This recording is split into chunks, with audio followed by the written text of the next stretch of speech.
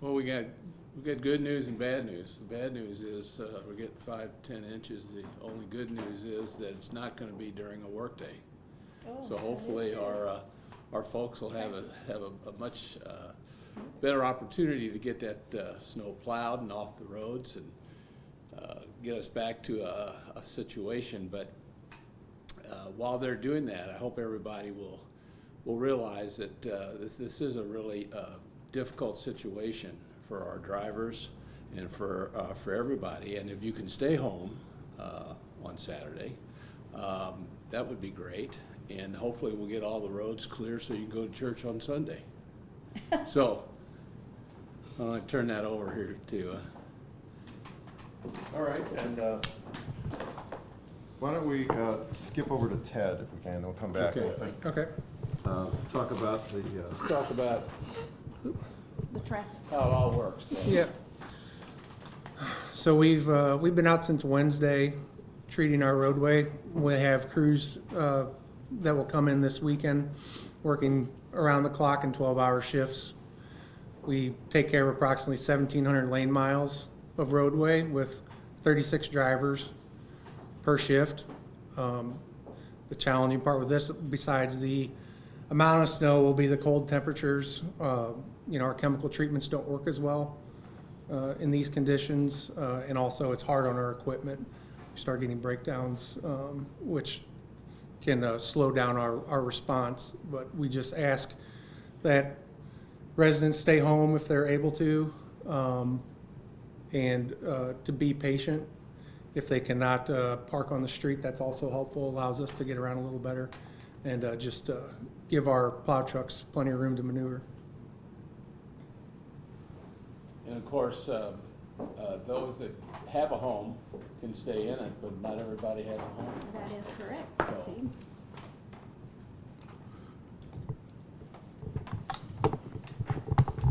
Oh, there you go. Pardon. Kathy speaking on behalf of over 100 volunteers that have successfully operated the Emergency Weather Response Program for the unhoused individuals. The streets are fragilely cold. We are expecting a large team of people to be on dispatch and telephones to receive those messages left by those that are unhoused in these dangerous, fragile temperatures. We at the Emergency Weather Response Team, our goal is to prevent death prevention from hypothermia, and for 10 years we have been successful of that. We could not do it alone, so a big shout out to all of the Tri-County areas, cities and governments, and Lincoln, Warren, and St. Charles County for doing their part as volunteers coming together, and also thanks to Steve Ellman and his team who have recently approved some emergency money from the government to help with these things and transportation as we can. So our goal is to get them off the streets into some type of warming location. We are expecting to provide transportation if possible, knowing that the upcoming snow of several inches will detain a lot, I'm sure, but we will try to come up with a better solution in more locations. We have doubled our locations in St. Charles County since we last talked in December, and so I'm truly grateful that we have been able to do that. It really helps on the expense of Uber transportations as well as getting people into a safe location faster. I would also like to share that this is a very trustful program. We still have, believe it or not, some individuals living in the wood areas saying that they would like to stay in the woods. So if you out there see someone in an intersection or walking by the woods on a regular basis, it probably means they're needing a warm, safe shelter. Feel free to reach out to a dispatcher, whether with the ambulance district or with the police departments in your areas, to do a well check visit and encourage them to go to a very trustful, safe warming center. All right, if you have any questions, we could just swap the microphones around. You want to begin with anyone in particular?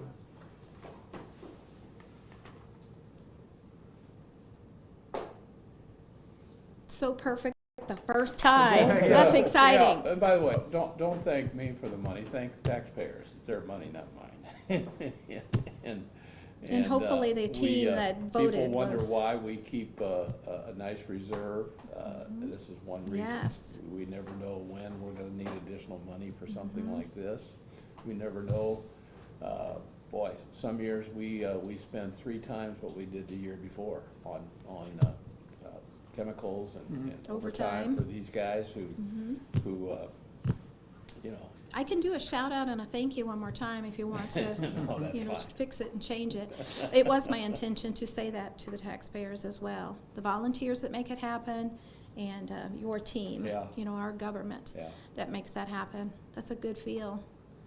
All right, one thing I'll say, and then I won't meddle, because I know we have some questions here, but the last time you guys talked about this to the media, there was a challenge issued for some of the other towns to come up with some money. I don't know if anything's happened on that, because St. Charles County kicked in, what was it, $30,000 for yeah. the emergency weather response, and we said, hey, St. Peters, Colville, Wentzville, how about it? But is there anything new? Well, I can't say that the others took the challenge from the other government areas, but I do know that we had great success with collecting from individuals and businesses in the community with Mr. Elman's challenge to raise more safe money for our folks in need. Well, that's great, and again, this is still relatively early in the cold weather season. So Yes, you know, sir. We would have let- ran out of money this week. Would have run out of money without this that. week? Absolutely. So Okay. thank you to the St. Charles County taxpayers as well. EWR, Emergency Weather Response, would have ran out of money this week. There's no doubt about it. Okay. Question for anybody at the table. What about this storm worries you the most that we're going to see this weekend?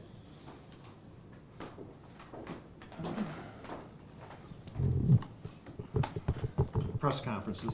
Yeah.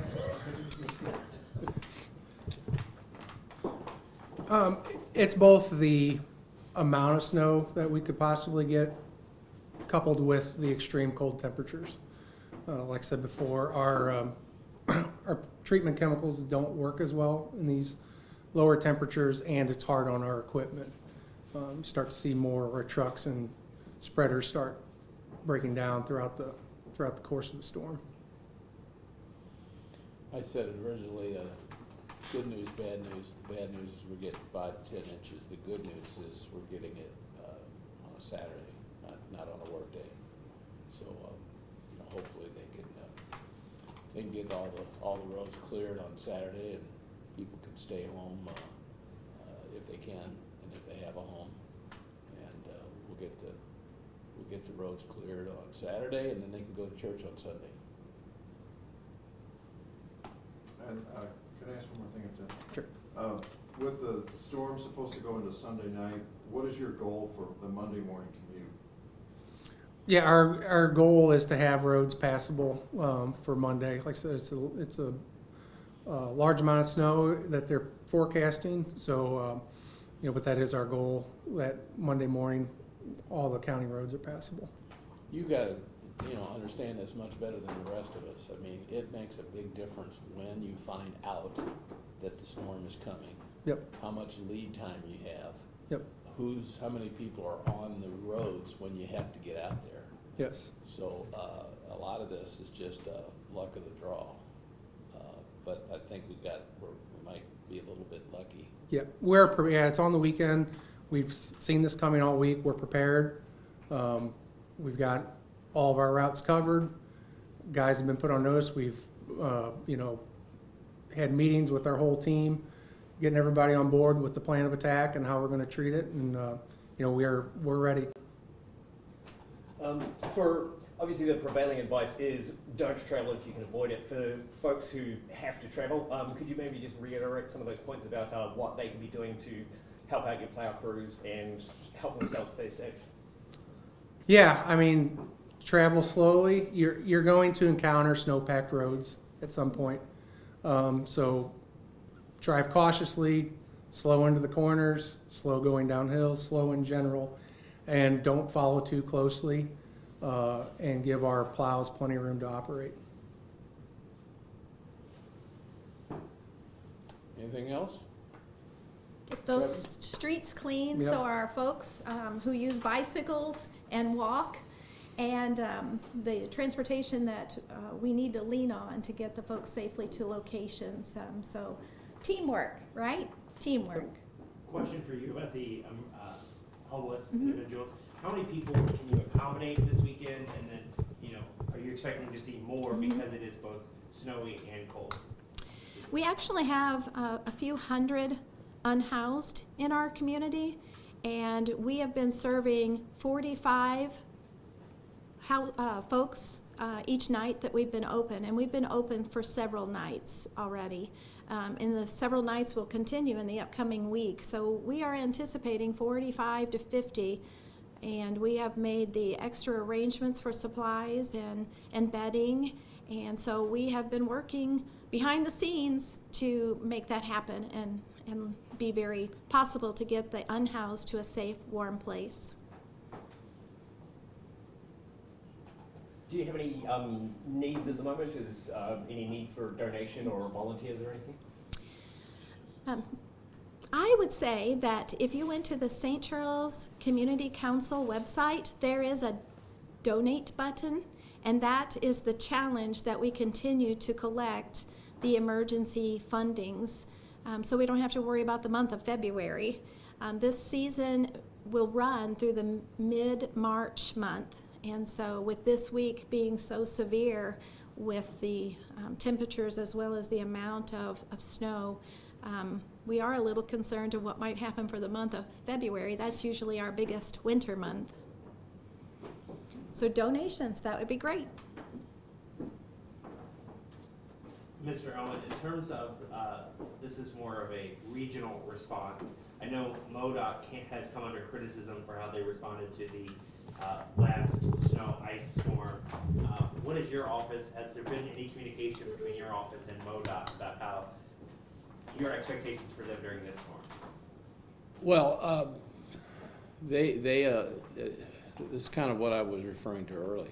It's just it's just all about timing, and I think they didn't get the best information. We may have gotten a little better information than they had.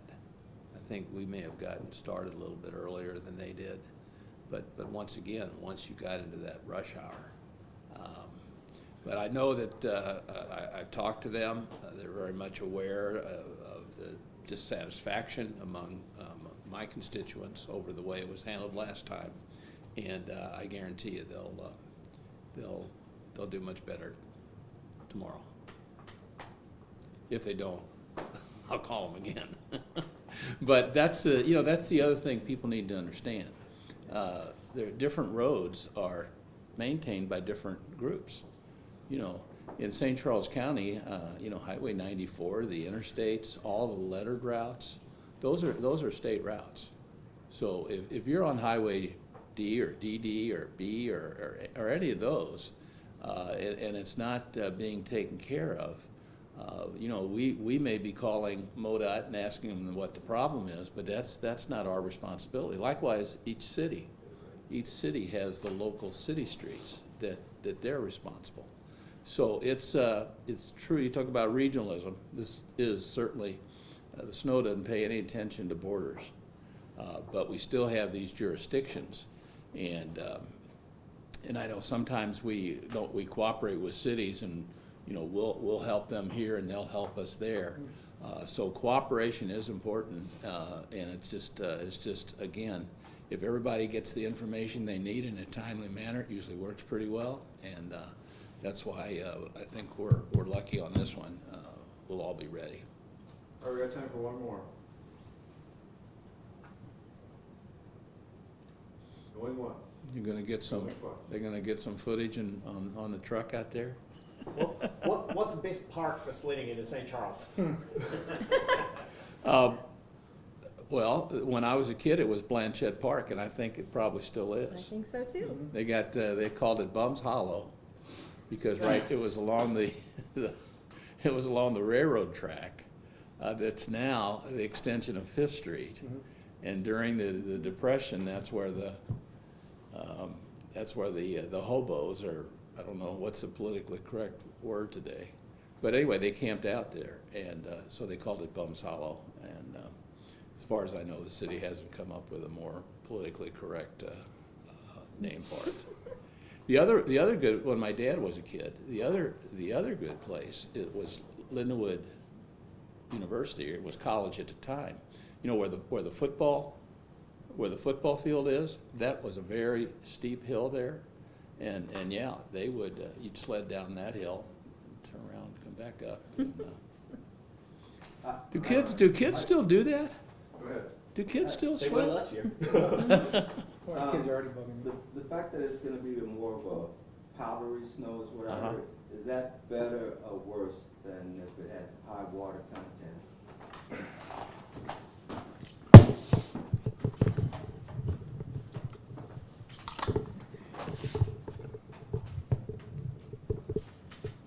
Yeah, so the powdery snow will be easier to push.